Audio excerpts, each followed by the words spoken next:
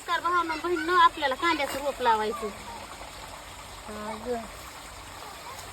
रविवारी रोप आणलेलं पण बनत आहे कुठं, नाहीच लावायला. ह्या आंब्याला आळा केला, कसं पाणी चाललंय, मोठा आळा करायचा, त्यातून चाललं धुवून खाली. हे असे लेकरं येड्यावणी करतात म्हणून मी जात नाही. आणि ते लेकरं तर माझ्या पुढं निघाले ते, आणि नेट भुंड्याच्या मुंडक्यावर पाय देशील गेलं ती फौज माझ्या पुढं, ती पटुडी, ते बिबट्या आणि ते गिफ्ट्या कसे लेकरं पुढं पोहोचले ते बघा. हाय का हाय का. आणि कसं रोप लावावं, कसं काम सुधरण माणसाला. आरुनी माती घेतली बघ खायला. आता ती अशी घोळी ती लय वडू आणि गपचिप तोंडात घाली ती. आता त्या मातीची नीट करायला चालू होती. आता तिकडं दाटून फेकीन आणि मग हे करी. पाणी मला नळी निघायची नाही, माझ्या जीवाला काय कसा. ही सगळी ज्वारी मला भिजवायची, ते सुकायला लागली. आणि तुम्ही रानात येऊ नका, इथं चिखलात उभा राहा. त्या आपल्या भाजीवर पाय पडतोय. कुठे चल, तिथं उभा राहायचं कडीला. बघ बघ तुझा लेक ये म्हणून. चल बाया तू बी चल. सगळ्याला आमंत्रण द्यायला लागला, जस काही इथं जेवायला.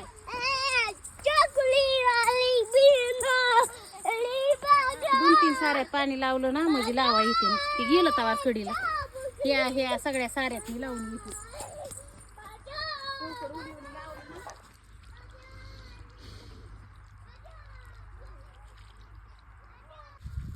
शिव नको भरू, ती अजून एक धक्का मारीन.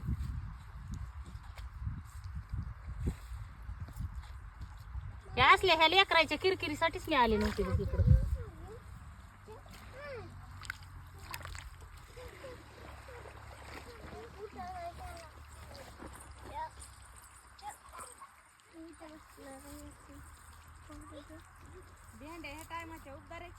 नाही, हिवाळ्यामध्ये नसत्यात येत भेंड्या. महिना होऊन गेलं त्याला लावलेलं.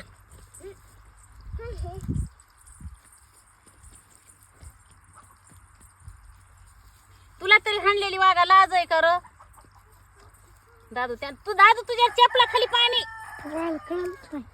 काय बाबा कळलं नाही काय येईन. आता तुम्ही जा बरं सगळेजण घरी, मला बेजार करू नका, नाही तर मला हे सोडून अजून घरी यावं लागेल. घरी थांबा, मग मी येते पुन्हा.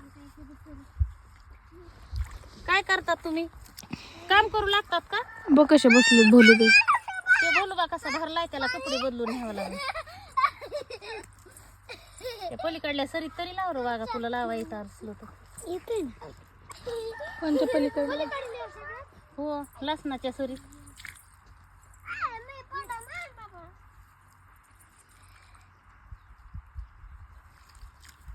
ते तिथं आली तेव्हा ती पात आली त्याला. मी तिथं फ्रीज मध्ये ठेवलेली लावली होती, खायला आणलेली पात.